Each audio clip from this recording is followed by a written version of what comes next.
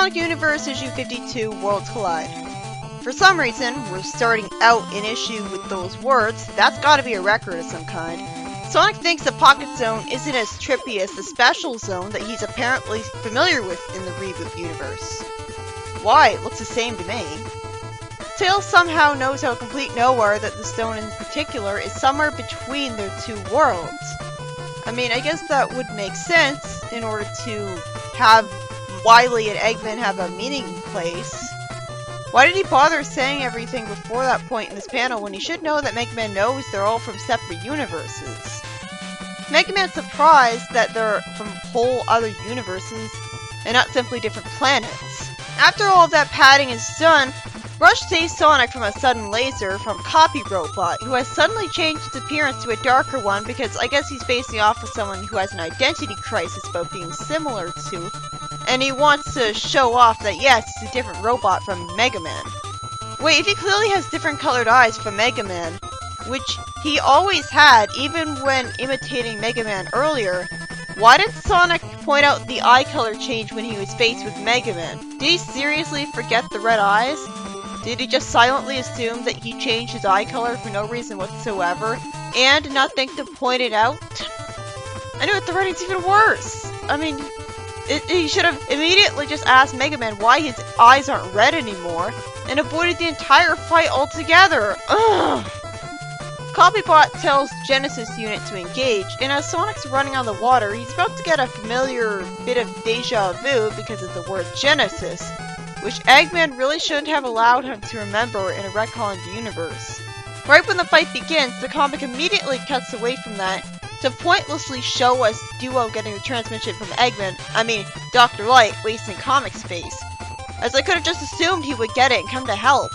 We could have just seen him come to help and not see this. Also, it's annoying that Dr. Light's text is different in the hologram text bubble, because it makes it harder to read.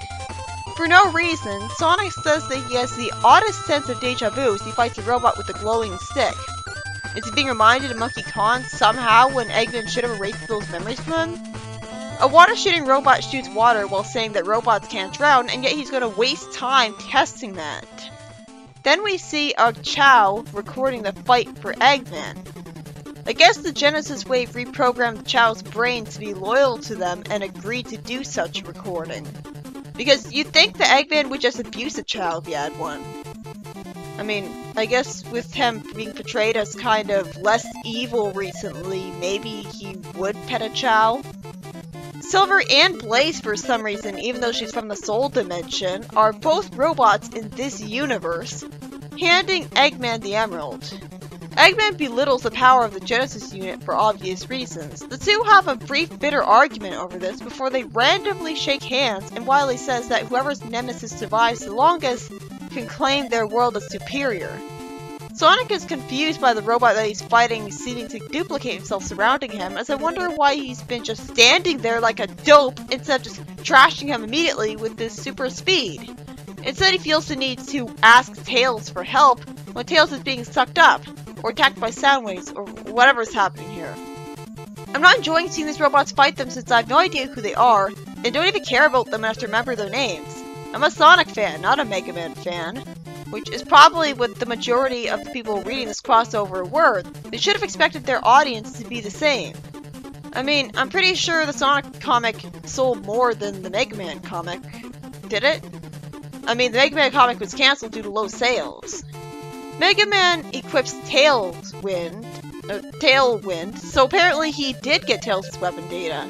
And Tails for some reason isn't getting the idea that he can do the same thing since Mega Man clearly got that power from him. Tails fights using his tail spin and spin dash, and just like that the Genesis unit went from overpowering the heroes to being defeated.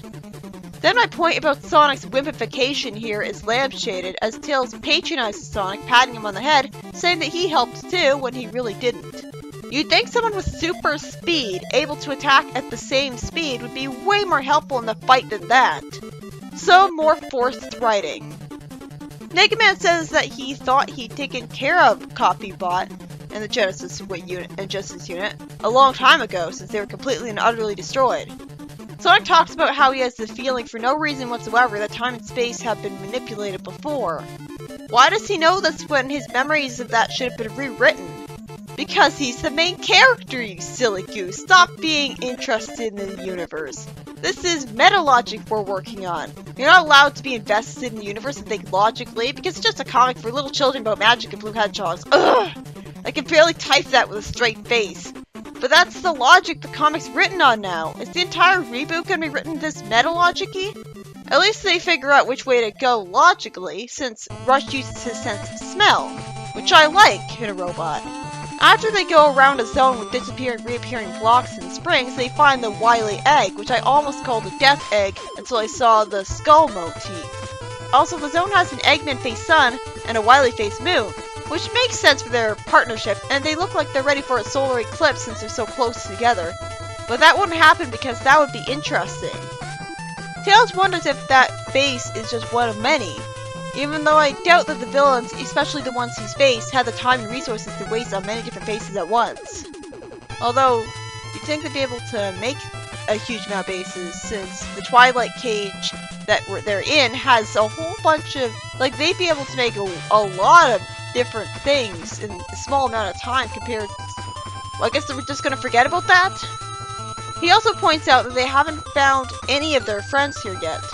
Predictable plot is predictable as the story immediately ends with Sonic and Bonsai's friends being sent at them by Eggman.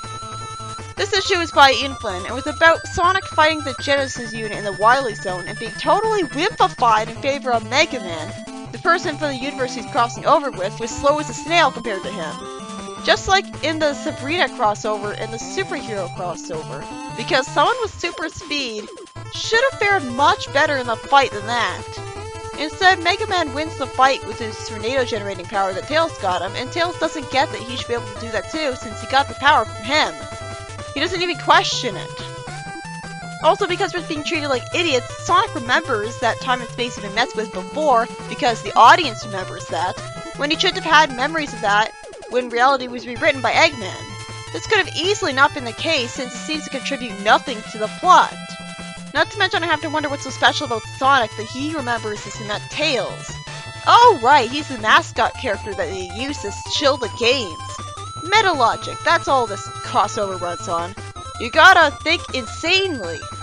And there's nothing more alienating than writing that punishes you for being invested in the story. But with me, there's only two switches. Two modes of reading. I'm either invested in the story and care about its universe, or I'm detached and don't give a shit, and I'm skimming it as much as I can to get away with it. I can't work on just meta logic. I either care about the universe of the story and its logic, or I don't. Next up in the misery is issue 249 by Flynn. I guarantee you it wouldn't be better than what Archie, Sonic, and Lion did with it. Why are they continuing to count up the issue numbers of the main comic normally, as if the universe hasn't been rebooted to destroy everything about the comic we know and love? Why the hell can't they just be honest and start from issue 1 again? Especially since issue 1 sell better, so logic would dictate that they would decrease the issue number for better sales.